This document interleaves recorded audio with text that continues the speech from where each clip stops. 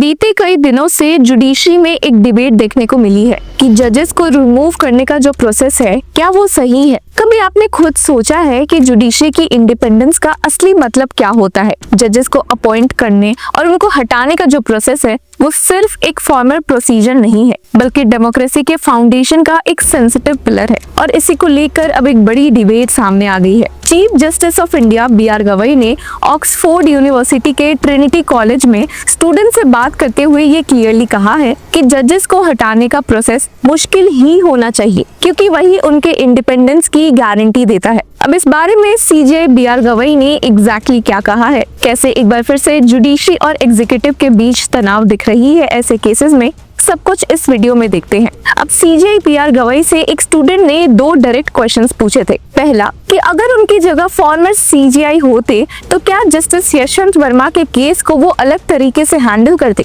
और दूसरा कि क्या उन्हें लगता है कि जज को हटाने का करंट हाई थ्रेशोल्ड फेयर है। पहले सवाल पर CJI ने बोला कि वो किसी और के एक्शंस पर कमेंट नहीं करेंगे, लेकिन दूसरे सवाल पे उन्होंने क्लियरली बोला कि हाँ, हाई बार जरूरी है, क्योंकि अगर जजेस को आसानी से हटाने का सिस्टम बन गया तो जुडिशरी पर पॉलिटिकल या पब्लिक प्रेशर पड़ने लगेगा, और अगर जुडिशरी अपने आप में इंडिपेंडेंट नहीं रही तो फिर कॉन्स्टिट्यूशन भी सिर्फ एक पेपर बनकर रह जाएगा। अब CJ B.R. गवई का जवाब सिंपल था लेकिन पावरफुल भी। उन्होंने कहा कि if we want to maintain the independence of the judiciary, on one hand, we are opposing the political interference in the appointment of judges, and on the other hand, if we provide for an easier way to remove a judge, it's a safeguard which permits judges to act independently. If that is taken away, then the very foundation of the rule of law, the independence of the judiciary, may come under a shadow. लेकिन अब सवाल ये भी है कि CJI का ये statement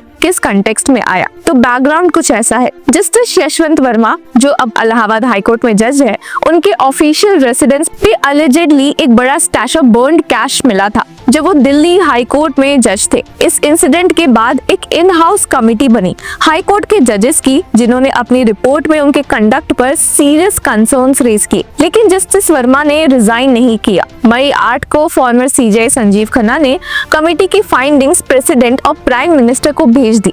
reports के मुताबिक अब गवर्नमेंट इम्पीचमेंट प्रोसेस शुरू करने का प्लान कर रही है, लेकिन इसी के साथ एक और नाम स्पॉटलाइट में आया, जस्टिस शेखर कुमार यादव, जिनके खिलाफ भी एक इम्पीचमेंट मोशन फाइल हुआ था, लेकिन उस पे कोई एक्शन अब तक नहीं हुआ। और यहाँ ही एंट्री होती है सीनियर एडवोकेट और राज्यसभा MP कपिल सिब्बल की, जिन्होंने एक प्रेस कॉन्फ्रेंस में इस पूरे प्रोसेस पर ही सवाल उठाए हैं। उन्होंने क्लियरली बोला कि जस्टिस वर्मा के केस में तो इन हाउस इंक्वायरी से लेकर PM तक रिपोर्ट चली गई, लेकिन जस्टिस शेखर यादव के केस में 6 महीने से राज्यसभा सेक्रेटेरिएट सिर्फ सिग्नेचर्स वेरीफाई कर रहा है। क्या ये डेलिबरेट डिले नहीं है? अब सवाल जेन्युइन भी है। दिसंबर 13, 2024 को इम्पीचमेंट मोशन फाइल हुआ था अगेंस्ट जस्टिस यादव, जिसमें 55 MPs ने साइन किया था, जबकि रिक्वायरमेंट सिर्फ 50 की होती है। फिर भी जून 2025 तक उस मोशन को एडमिट तक नहीं किया गया। सीनियर एडवोकेट सिब्बल ने कहा कि सुप्रीम कोर्ट ने जस्टिस यादव के कम्युनल स्टेटमेंट्स पे पहले से कॉग्निजेंस लिया था। VHP के इवेंट में उनकी स्पीच के बाद इलाहाबाद हाईकोर्ट के चीफ जस्टिस से रिपोर्ट भी मांगी गई थी, लेकिन जैसे ही सुप्रीम कोर्ट ने इन हाउस प्रोसीजर इनिशिएट करने का प्लान किया,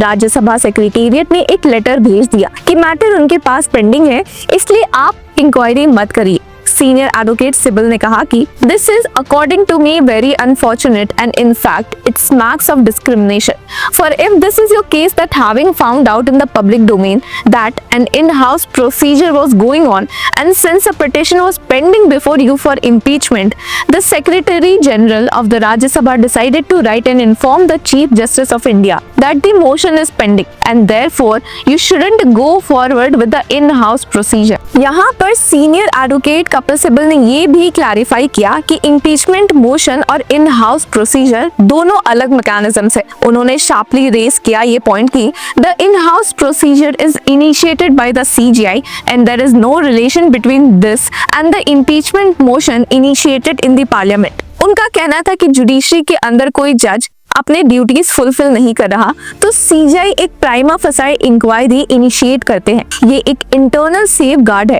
इसका पार्लियामेंट के प्रोसेस से कोई लेना देना नहीं होता। इनके बीच लिंक बनाना जुडिशियल प्रोसेस को पॉलिटिसाइज करने जैसा है। अब जस्टिस वर्मा के केस पर भी सीनियर एडवोकेट सिब्बल ने गवर्नमेंट को वार्न किया। I have learned that they are saying we don't want to refer this matter under the Judges Inquiry Act and want to remove the judge on the basis of the in-house report that has been forwarded to the President of India. फिर उन्होंने sharply caution भी दिया कि I want to warn this government if they try that it will be entirely unconstitutional because the in-house report was meant for the Supreme Court of India, not meant to be an inquiry which is followed through an impeachment motion under the Judges Inquiry Act. उन्होंने stress किया कि अगर government सिर्फ in house report के basis पे किसी जज को हटा देगी तो ये एक indirect way of controlling the judiciary होगा। और फिर उन्होंने पॉइंट रेज किया, it is very dangerous to bypass the जजेस inquiry act and start removing जजेस on the basis of findings of the in house procedure which may be valid और invalid. अब ये सिर्फ एक लीगल आर्ग्यूमेंट नहीं था बल्कि जुडिशियल इंडिपेंडेंस पे एक सीरियस कंसर्न भी था। अगर प्रेसिडेंट बन गया कि जजेस को सिर्फ इंटरनल रिपोर्ट्स के बेसिस पर हटाया जा सकता है तो फिर जुडिशरी के चेक्स और बैलेंसेस का पूरा स्ट्रक्चर शेक हो जाएगा। सीनियर एडवोकेट सिब्बल ने वाइस प्रेसिडेंट जगदीप धांकर के रोल पे भी सवाल उठाए, पर्टिकुलरली उनके कुछ पास्ट रिमार्क्स को याद दिलाते हुए। तमिलनाडु के 10 बिल्स के इशू पर जब सुप्रीम कोर्ट ने आर्टिकल 142 का यूज करके डीम्ड असेंट दिया था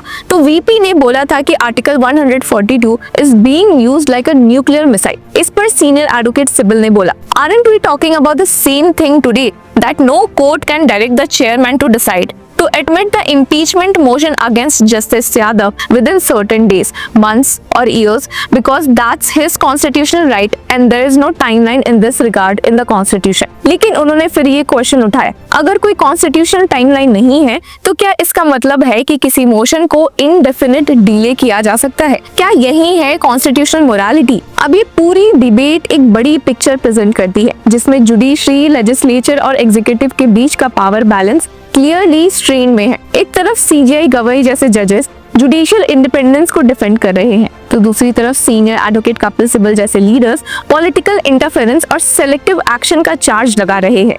और इस सबके बीच एक बेसिक क्वेश्चन उठता है, क्या हम सच में जुडिशियल अकाउंटेबिलिटी और फेयरनेस की तरफ बढ़ रहे हैं या सिर्फ अपीयरेंसेस मेंटेन हो रहे हैं? दोनों जजेस के केसेस एक कॉन्स्टिट्यूशनल स्ट्रेस टेस्ट की तरह सामने आए हैं और उनका हैंडलिंग डिफाइन करेगा कि जुडिशरी के लिए इंडिपेंडेंस सिर्फ एक प्रिंसिपल है या एक lived reality. Senior advocate Kapil Sibal का एक और शार्प वार्निंग था, if such precedents are created it is a threat to judicial independence और ये बात किसी भी डेमोक्रेसी में अंडरमाइन नहीं की जा सकती। अब सवाल ये है कि क्या जुडिशरी और पार्लियामेंट मिलके इस बैलेंस को मेंटेन कर पाएंगे या पॉलिटिकल बाइसेस जुडिशरी को भी डिवाइड कर देंगे? ये कंट्रोवर्सी हमें ये सोचने पर मजबूर करती है कि क्या जुडिशियल इंडिपेंडेंस सिर्फ एक स्पीच का सब्जेक्ट है या सिस्टम ने सच में उसे प्रोटेक्ट किया है? तो व्यूअर्स, आपकी क्या राय है हमें कमेंट सेक्शन में जरूर बताएं और तब तक के लिए कीप फॉलोइंग लॉ चक्रा।